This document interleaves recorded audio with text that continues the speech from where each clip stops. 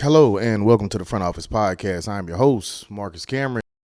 As always, our show is sponsored by Tees and Trees Clothing. Tees and Trees is where we stand on business. Good evening, good afternoon, good morning, whatever time you're checking into the show, man. We appreciate the check-in, man. As always, please click on the like, share, subscribe, follow button. We appreciate it. Make sure you comment if you disagree, like if you agree. Y'all know the rules. Hope everybody's doing great out there. It is graduation season, and I am feeling it. I had to do a lot of graduation drop-ins. I got a lot of graduations to go to this week, which is a great time. My kids aren't particularly graduating, but a lot of their friends are, family, things of that nature. So congratulations to all the graduates out there. It's a special time, especially if you're graduating from high school, college, whatever you're doing. Graduation is an amazing accomplishment, and it should be valued, and everybody should treat it as such. So definitely shout out to all the graduates, man. We got a good show. I haven't checked in a while, really since the beginning of the playoffs. Been kind of locked in. But I do want to talk about the Eastern Conference and the Western Conference Finals matchups, what I think, who I think will come out, and maybe touch on a little bit as far as the previous series. But it's a pretty good show, man. Let's get straight to it. We're going to start with the Western Conference Finals since that game is coming on tonight at 8:40. I hope it's not on Prime. God, I hope it's not on Prime. But we got OKC versus San Antonio. This has been a grudge match all year. I think this is a matchup that everybody's been looking forward to. San Antonio won the series throughout the year, but this is the playoffs. The playoffs are different. OKC is hitting their stride, and they get Jalen Williams back tonight, which I think is going to be helpful, and they're definitely going to need him. I think it's a great matchup. A lot of young guards on the San Antonio side. You got Vassell, you got Castle, you got Ron Harper Jr., you got Champagnie, De'Aaron Fox, to match up with the A.J. Mitchells of the world, the Alex Carusos, the Shea Alexander, Cason Wallace, Isaiah Joe. I mean, this is going to be a jam-packed series. These are two very, very deep teams, and I think it's going to go 6 or 7. I'm hoping we get 6 or 7 out of it. As my wife comes in as she normally does, just barges in during the middle of a podcast. She didn't know. It's cool.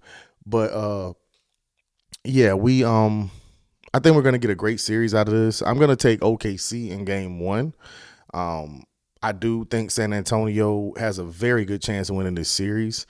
But if healthy, I like OKC in the series. I like OKC in 7.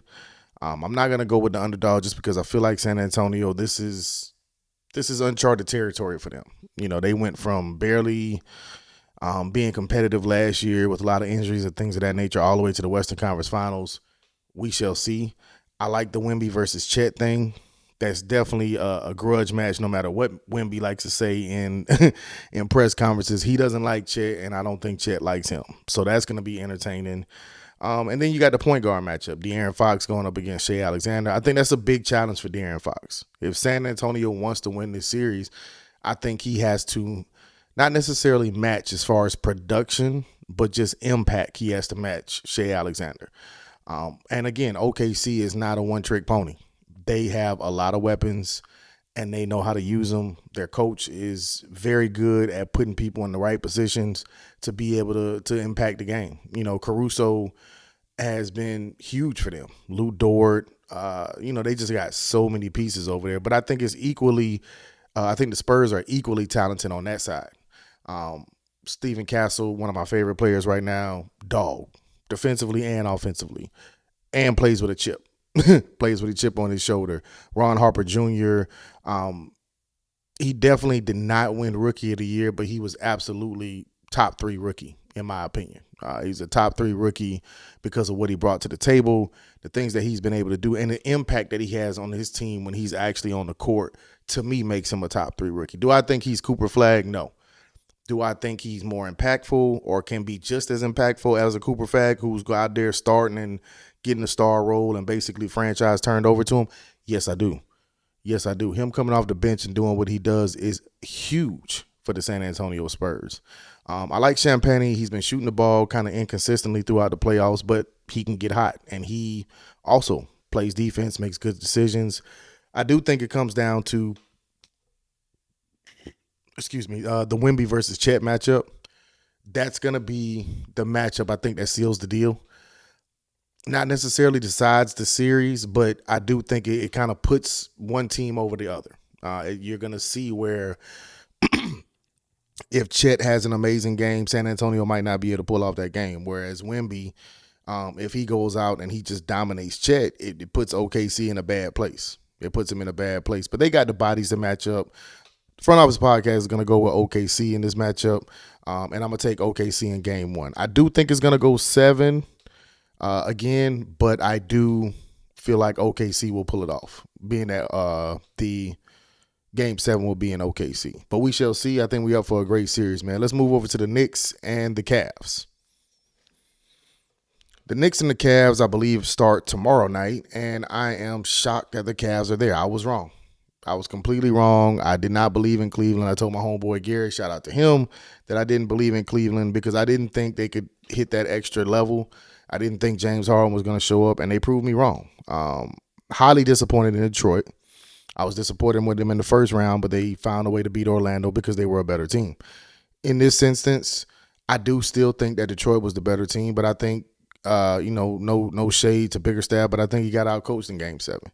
I thought his guys came out, they executed, they played with more energy, more force, and Detroit waited around. I think they were waiting on the crowd. They were trying to feed off of just momentum instead of just going out and executed like they did in Game 6. I think Cleveland made the same mistake in Game 6. I think they came out and was hoping that the crowd was going to get them a certain level and, shots would just start falling, but they just didn't execute. But as far as the matchup with the Cavs and the Knicks, I actually think this is pretty evenly matched. And the reason being is I heard a few people talking about the small guard play. You got Jalen Brunson, Donovan Mitchell, James Harden, Josh Hart, Mikal Bridges. I'm not sure if OG's back healthy yet or not, but I haven't heard any breaking news saying he's not going to be in the series. So we'll assume he's there, matching up with, either Evan Mobley or Jared Allen. Karl Anthony Towns is going to have to play a big factor. I like the Knicks in this one. And the reason why I like the Knicks, I wouldn't have never picked the Knicks to go to the finals, but I like the Knicks in this matchup is because of the way that they play. It's physical, it's fast, and they have an identity. It's tough. They play tough basketball, even though Cat does come across a little sassy sometimes. He does go out there. He can be physical. He can shoot the ball. He's a well-skilled big man. And I think that's going to play a big factor when you have to match him up with a guy like Evan Mobley. I think Cat will probably be a little bit better than Evan Mobley right now, but I do think that Evan Mobley is capable of guarding Cat. But I do think the Knicks can thrive because of their depth. Cleveland has great depth. Sam Merrill was huge for Cleveland coming off the bench. 23 points. Dean Wade, good player. The young boy Tyson, he's really good. They got some depth, but the Knicks have some depth, and I think they have home court advantage. They have home court advantage. They have the bigs to match up, and I think Mikal Bridges is going to be the big difference in this series. He's coming off a great series against Philadelphia. Granted, they should have won that series with no problem, which they did. They took care of business, and he had a great series. They need him to do that again.